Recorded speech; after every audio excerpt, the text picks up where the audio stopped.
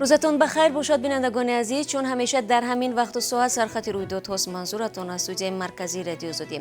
امروز یکم سپتامبر از با اجرا در آمدن طلبات نوی سفر به روسیه همزمان با نشر جدول پروازهای دومی به این کشور میگوییم.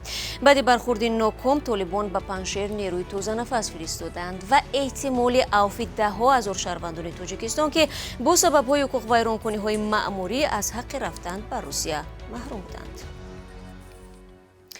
از امروز طلب نوی ورود مسافران از تاجیکستان به روسیه با تصدیق گرفتار نبودن به کرونا ویروس طریق برنامه موبیلی پوتیشستوی بیس کووید 19 به حکم اجرا درآمد. نرخ یک چنین تشخیص در آزمایشگاه قیمتی دوشنبه 135 سومانی را تشکیل می‌دهد. نمایندگان وزارت تندرستی تاجیکستان میگویند این گونه تشخیص را در آزمایشگاه قریه بالای پایتخت هم سپردن ممکن است.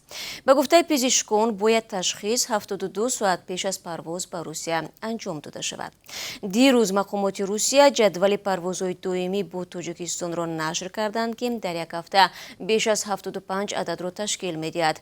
در برابر شرکت سومون ایر از هفته آینده شرکت روسی یوتر نیز بین دوشنبه و مسکو هر روز پرواز انجام خواهد داد. طبق جدول نو شرکت اورالسکی اویالینی نیز نقشه دارد که هر هفته به 38 سمت پروازهای منتظم را برآورد. طلبگران سفر به روسیه امیدوارند که با افزودن پروازهای دومی نرخ بلیط ارزان‌تر می شود. رهبر فدراسیون مهاجران در روسیه میگوید حکومت این کشور تعدادی از شهروندان خارجی ممنوع الورود را عفو خواهد کرد. یعنی به عبارت دیگر بعضی از مهاجرانی که از حق ورود به روسیه محروم بودند امکان سفر به این کشور را پیدا خواهند کرد. وادیم کوژنوف دیروز در یک نوار ویدیویی گفت مقامات روسیه روند آمادگی به عفو نمودن را شروع کردند. اما هنوز دقیق گفتن نشده است این عفو کدام گروه مهاجران را فرا خواهد گرفت، ولی یقینا بخش بزرگی آنها امکان دوباره برگشتن به روسیه را پیدا میکنند، ابراز داشت کوژنوف. در ضمن یک منبع نزدیک به حکومت تاجیکستان در صحبت با رادیو زودی گفت که الکی قرار عفو 120,000 مهاجر تاجیکی بنابر قانون ویرانکنی‌های مأموری از قلمرو روسیه اخراج و به مدت‌های گوناگون از حق ورود محروم شده بودند صادر شده است. تا این لحظه به رادیو زودی به دست آوردن معلومات بیشتر در این باره از مقامات ضد دخل در روسیه امکان نداد. ما حتما این موضوع را پیگیری خواهیم کرد. از این پیشتر مقامات تاجیک گفته بودند که فعلا بیش از 270,000 شهروند تاجیکستان از حق ورود به روسیه محروم می باشند. بعضی از این افراد میگویند نسپردن پول تلفن، رعایت نکردن قاعده های حرکت در راه و دیگر قانون شکنی های خرد سبب شده است که دستگیر و سپس اخراج شوند.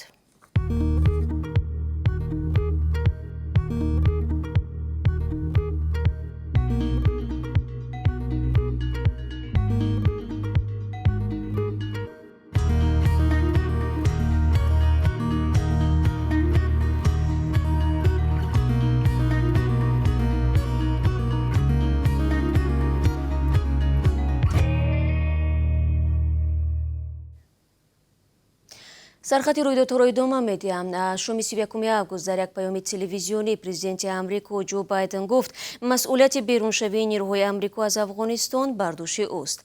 بایدن افزود که با همین یک دوره عملیات نظامی با سازی کشورهای دیگر به انجام می‌رسد. رهبر آمریکا با اشاره به بیرونشوی نیروهای کشورش از افغانستان که روز پیش تکمیل شد گفت اشتراک ما در جنگ افغانستان به منفعت کشور نبود. او اضافه کرد که از این به بعد افغانستان همچون پایگاه برای حمله ها به آمریکا استفاده نخواهد شد. اسکندر خواجه میرزاده در این باره گزارش می‌دهد. روز 31 آگوست بعد برخورد در دره پنجشیر واقع در شمال و شرق افغانستان طالبان به این منطقه نیروی علاوگی فرستادند. شب دوشنبه بر اثر برخورد مسلحانه میان طالبان و نیروهای مقاومت ملی کمش 7 نفر به هلاکت رسید. از زمان اشغال کابل در تاریخ 15 آگوست نیروهای مقاومت ملی زیر رهبری احمد مسعود یگانه نیرویی است که در دره پنجشیر استحکام گرفته از قبول حکم طالبان سرکشی می کند. برخورد مسلحانه همچنان میان سلاح بدستان محلی ولایت بغلان و طالبان جای داشته است.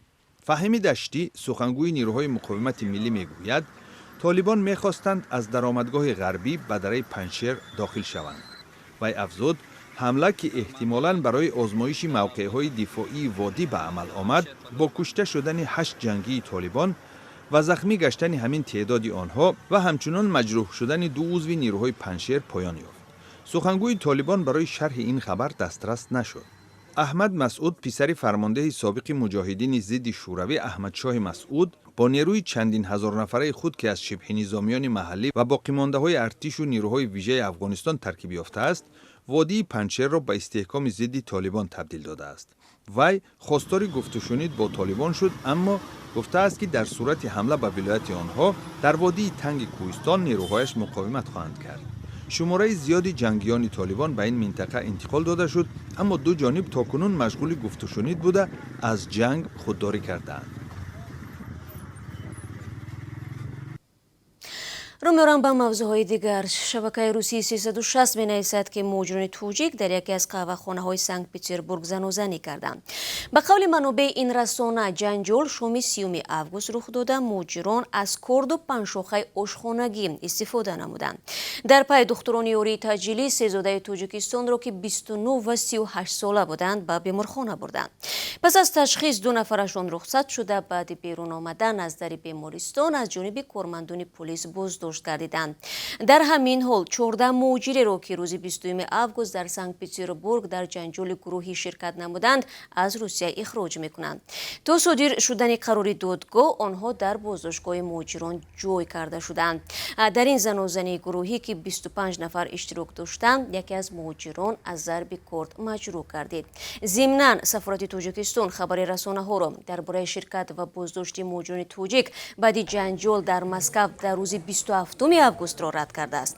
در خبرها گفته میشد که در این رابطه 50 زادگان آسیای مرکزی از جمله توجیکان دستگیر شدند. تاجیکستان از اول سال جاری واردات ارد را نیم برابر کم کرده است. در این باره به خبرگزاری اوستا از وزارت رشد اقتصاد و سودای کشور اطلاع دادند. به قول منبع در 7 ماه امسال واردات ارد در نسبت همین دوره سال گذشته بیش از 25,000 تن و از گندم باشد 2.2% کمتر بوده است. تا کنون قزاقستان از تامین کننده اصلی ارد و گندم به بازار تاجیکستان باقی میماند. به ادعای مقامات مربوطه حال حاضر تقریبا 90% طلبات داخلی تاجیکستان با ارد با استحصال وطنی خانه کرده می شود. ضمناً از اول سال جاری در کشور بیش از 795,000 تن گندم تولید شده. حالا یک خلطه ارد در بازارهای کشور تا 260 سومانی نرخ دارد.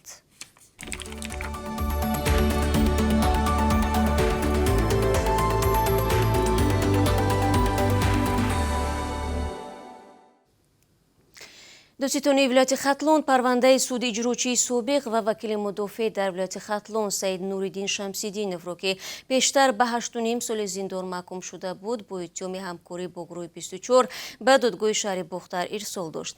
اما طور فیض اولی وکیل مدافع شمسیدینov به رادیو آزادی گفت زیر حمایه‌اش با این عیب راضی نیست و همکاری با گروه 24 را بی‌اساس می‌شمارد. وکیل مدافع میگوید شمسیدینov به شبکه‌های اجتماعی و جمله به سامانه پرزیدنت تاجیکستان درباره بی‌عدالتی‌های سودی در ولایت ختلون با امضای سعید صدر نوشته است، ولی با گروه 24 هیچ ارتباط نداشته است. ضمناً ریاست گروه 24 با نشر یک بیانیه همکاری شمسیدینov را با این سازمان رد کرده بود. شمسیدینov را آخر سال 2020 بر اساس 7 بند کدکس جنایی از جمله خرید و فروش زمین و قلابی به حبس محکوم کردند، هرچند نزدیکانش قضیه را به تنقیدهای پیوسته او از بی‌عدالتی ربط می‌دهند. بینندگان عزیز، در این قسمت برنامه برای شما عاید قربی رسمی اسعار خارجی در تاجیکستان اطلاع می‌دهم. بانک ملی برای امروز 1 سپتامبر $1 را 11 سومانی و 32 درم و 1 یورو را 13 سومانی و 40 درم تعیین کرده است. قربی روبل روسی نسبت دیروز بلندتر رفته 1000 روبل به 154 سومانی و 30 درم برابر شده است. دوستان عزیز، با عرض سپاس به یک شما نشر نوبتی سرخط رویدادها را به پایان میبرم، ولی 3 ساعت پس باز به استودیو برمیگردم با گزارش از تاجیکستان و جهان. تا دیدار نوبتی، روز خوب داشته باشید.